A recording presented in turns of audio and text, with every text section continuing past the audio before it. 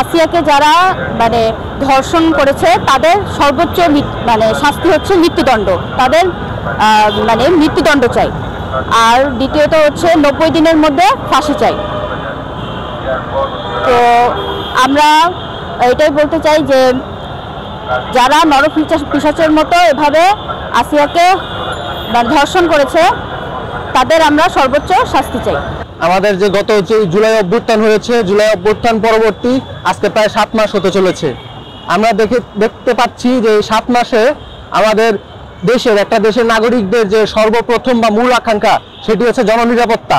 কিন্তু আমরা এই 7 মাসে এত বড় একটি সফল অভ্যুত্থানের পরবর্তীতেও আমাদের এই অন্তর্বর্তীকালীন সরকার আমাদের জননিরাপত্তা নিশ্চিতে ব্যর্থ হয়েছে। আমাদের জননিরাপত্তা, নাগরিকের জননিরাপত্তার অন্যতম একটি ইস্যু হচ্ছে অর্থাৎ আমাদের নারীদের নিরাপত্তা। আমাদের নারী নিরাপত্তার সবচেয়ে বড় প্রতিবন্ধকতা হচ্ছে নারী নির্যাতন, এবং সবথেকে ভয়াবহ নারী নির্যাতন এই দেশে হচ্ছে ধর্ষণ। আমরা দেখতে পাই যে গত ফ্যাসিস্ট আমলে যেভাবে প্রতিনিয়তই আমাদের নারীদের, আমাদের মা বোনদের উপরে জুলুম ধর্ষণ বেড়ে চলেছিল, এই অন্তর্বর্তীকালীন সরকারের সময়, অভ্যুত্থান পরবর্তী সময়ে ঠিক একইভাবেই এই আমাদের মা বোনদের উপরে নির্যাতন ধর্ষণ বেড়েই চলেছে।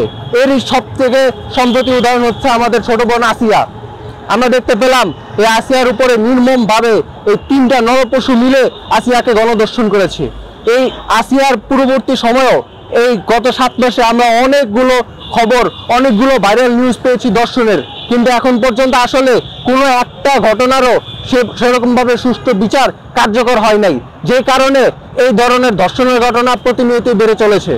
আমরা এখন 2025 সাল, আমরা 4 বছর আগে 2021 সালে এই আমাদের যারা 18 এবং 24-এর আন্দোলনকারীরা তারাই কিন্তু 2021 সালে ধর্ষণের বিরুদ্ধে একটি শক্ত প্রতিবাদ গড়ে তুলেছিলাম, সেই 21-এর ধর্ষণ বিরোধী আন্দোলন।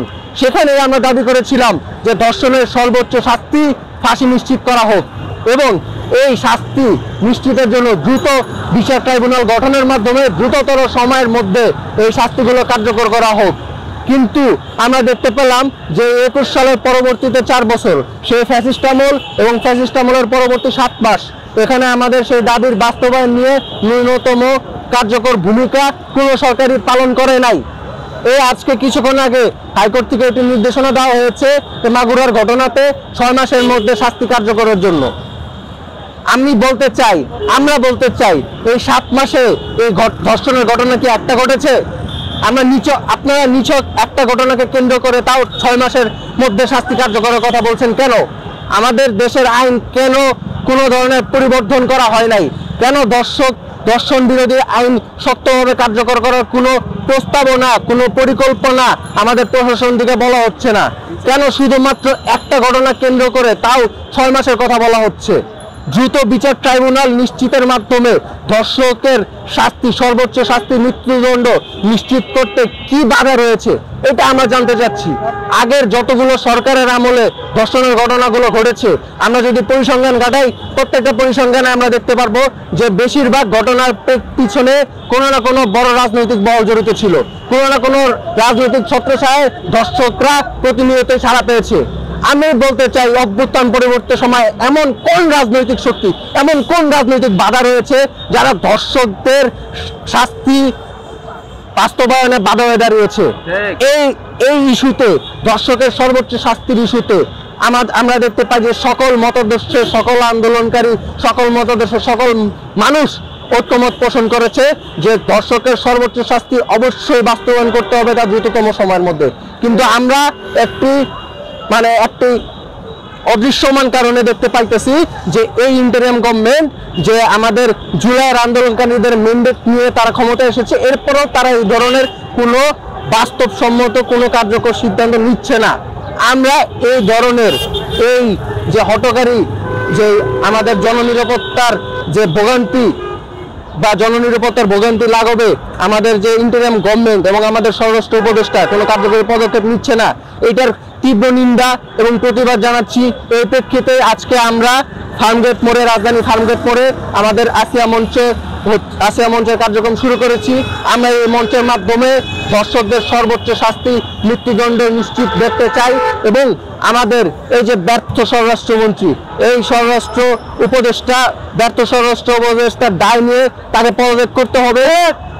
অবশ্যই পদত্যাগ করতে হবে, কারণ আমরা দেখেছি প্রতিনিয়ত শুধু দর্শক না, এর পূর্ববর্তী ছিনতাই, ডাকাতি, ধর্ষণ, খুন, গুম প্রতিনিয়ত বেড়ে চলেছে গত 7 মাসে। কিন্তু এই ইন্টারিম গভর্নমেন্টের সব থেকে ব্যর্থ এই উপদেষ্টার কোনো ধরনের কার্যকর পদক্ষেপ দেখি নাই আমরা। সম্প্রতি তিনি বিভিন্ন জায়গায় ওই মিডিয়া ফ্রেম খাওয়ার জন্য জায়গায় জায়গায় ঘুরতেছে, এরে ওরে শান্টিং দিচ্ছে, এরে ওরে বরখাস্ত করার কথা বলতেছে, কিন্তু পরবর্তী দিনে আমরা দেখতে পাই যাকে তিনি বরখাস্ত করার কথা বলতেছে সে একই জায়গায় অথবা তার সর্বোচ্চ ট্রান্সফার হচ্ছে। কিন্তু আমরা এই স্বরাষ্ট্র উপদেষ্টার বাস্তবসম্মত কোনো কার্যকর ভূমিকা আমরা দেখতে পাচ্ছি না। যদি দেখতে পাইতাম তাহলে আমাদের বোন আসিয়া এইভাবে নির্মমভাবে ধর্ষণ শিকার হইতো না। আর তার ধর্ষণকারীরা তার এবং অন্যান্য বোনদের ধর্ষণকারীরা এভাবে মুক্ত বাতাসে ঘুরে বেড়াইতো না। আমরা এর প্রতিবাদ জানাই। আমরা আসিয়া মঞ্চ থেকে বলতে চাই, আমরা জুলাই অভ্যুত্থানকারীরা কিন্তু ঘুমায় যাই নাই। আমরা জুলাই অভ্যুত্থানকারীরা আমরা সেই 18 থেকে নিরাপদ সড়ক আন্দোলন, ধর্ষণ বিরোধী আন্দোলন এবং গণ অভ্যুত্থান সকল আন্দোলনকারী সবাই একসাথে আবারও ধর্ষণের বিরুদ্ধে রাস্তায় নামবো, রাজপথে নামবো। আমাদের দাবি বাস্তবায়ন হওয়ার আগ পর্যন্ত আমরা রাজপথে থাকবো। এই বলে আমরা স্বরাষ্ট্র উপদেষ্টা এবং অন্তর্বর্তীকালীন সরকারকে হুঁশিয়ারি দিয়ে আজকে আমাদের কার্যক্রম শুরু করতে যাচ্ছি।